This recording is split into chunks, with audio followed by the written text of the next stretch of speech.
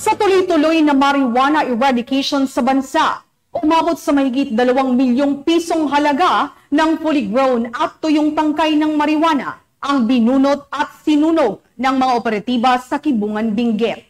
Ibabalita yan ni Patrolwoman Melanie Amoyong. Na pagpapaiting ng kampanya kontra iligal na droga, tinatayang 2,500,000 halaga ng fully grown at tuyong tangkay ng marijuana na may bunga ang nadiskubre ng mga operatiba sa isinagawang marijuana eradication sa Al-Aligbo, Poblasyon, Kibungan, Benguet nito lamang ika-27 ng Mayo taong kasalukuyan.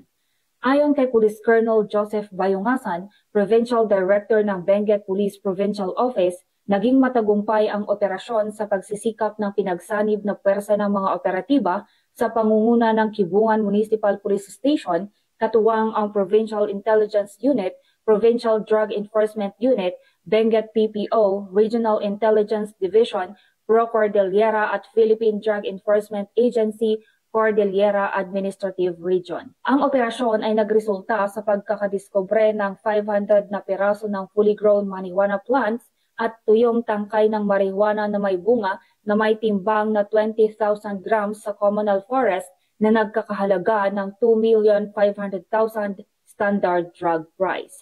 Bagamat walang nahuling cultivator, lahat ng fully grown marijuana plants at tuyong tangkay ng marijuana na may bunga ay maayos na naidokumento bago binunot at sinunog sa mismong lugar.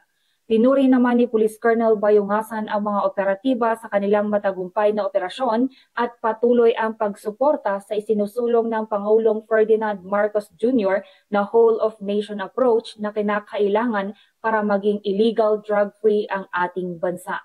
Mula dito sa La Trinidad, Benguet, ako ang inyong PNN Correspondent Patrolwoman Melanie Amoyong, alagad ng batas, tagataguyod ng Balitang Pulis. Maraming salamat, Patrolwoman Amoyong.